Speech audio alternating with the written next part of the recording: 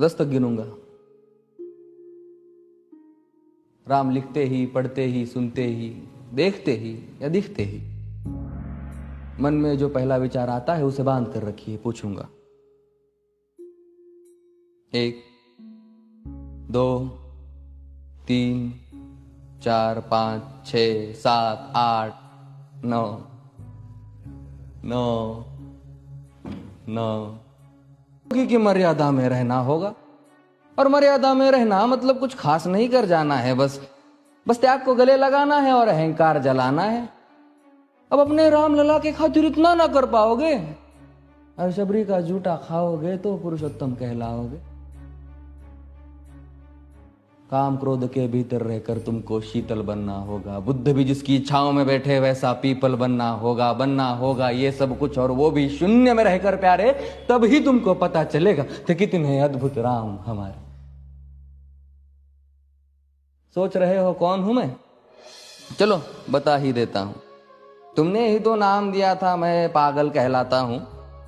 नया नया हूं यहां पे तो ना पहले किसी को देखा है। वैसे तो हूं त्रेता से, मुझे कृष्ण किसी ने कलयुग भेजा है। भाई बात वहां तक फैल गई है कि यहां कुछ तो मंगल होने को है कि भरत से भारत हुए राज में सुना है राम जी आने को है। बड़े भाग्यशाली हो तुम सब। नहीं, वहां पे सब यही कहते हैं कि हम तो राम राज्य में रहते थे पर इन सब में राम रहते हैं। यानी तुम सब में राम का अंश छुपा है। मतलब वो तुम में आते हैं रहने। सच है या फिर गलत खबर? अगर सच्ची है तो क्या कहने। तो सबको राम पता ही होगा, घर के बड़ों ने बताया होगा। तो बताओ फिर कि क्या है राम। बताओ फिर कि क्या है राम। बताओ। अरे पता है तुमको क्या है राम? या बस हाथ धनुष तरकश में बांध, या वन में जिन्होंने किया गुजारा, या फिर कैसे रावण मारा लक्ष्मण जिनको कहते भैया, जिनकी पत्नी सीता मैया। फिर ये तो हो गई वही कहानी, एक था राजा एक थी रानी। क्या सच में तुमको राम पता है? या वो भी आकर हम बताए? बड़े दिनों से हूं यहां पर, सब कुछ देख रहा हूं कब से। प्रभु से मिलने आया था मैं, उन्हें छोड़कर मिला हूं सबसे। एक बात कहूं अगर बुरा ना मानो, नहीं तुम तुरंत ही क्रोधित हो जाते हो। पूरी बात तो सुनते भी नहीं, सीधे घर पर आ जाते हो। ये तुम लोगों के नाम जपो में पहले सा आराम नहीं। ये तुम लोगों के नाम जपो में पहले सा आराम नहीं। इस जबरदस्ती के जय श्री राम में सब कुछ है, बस राम नहीं। ये राजनीति का दाया बाया जितना मर्जी खेलो तुम। दाया बाया, अरे दाया बाया ये तुम्हारी वर्तमान प्रादेशिक भाषा में क्या कहते हो उसे? हाँ वो left and right.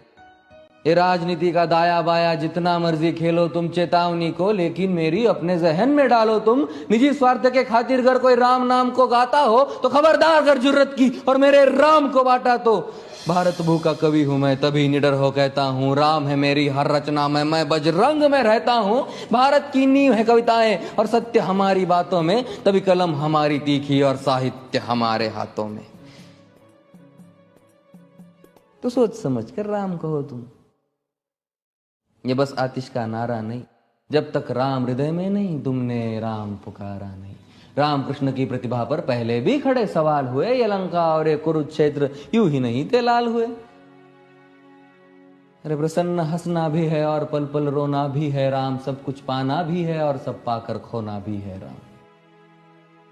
Brahma ji के कुल से होकर जो जंगल में सोए हो, जो अपनी जीत का हर्ष छोड़ रावण की मौत पे रोए हो। शिव जी जिनकी सेवा खातिर मारुत रूप में आ जाए, शेष नाग खुद लक्ष्मण बनकर जिनके रक्षक हो जाए। और तुम लोभ क्रोध अहंकार छल कपट सीने से लगाकर सो जाओगे तो कैसे भक्त बनोगे उनके, कैसे राम समझ पाओगे?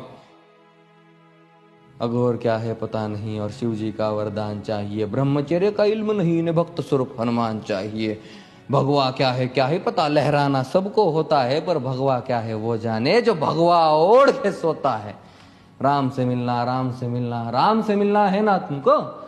निश्चित मंदिर जाना होगा पर उससे पहले भीतर जा संग अपने राम को लाना होगा। जय सिया राम। और हाँ, अवधपुरी का उत्सव है, कोई कसर नहीं, सब खूब मनाना। मेरे प्रभु है आने वाले, रथ को उनके खूब सजाना। वो द्वापर में कोई राह तके है, मुझे उनको लेने जाना है। चलिए तो फिर मिलते हैं, हमें भी अयोध्या आना है। जय सिया राम। फिर से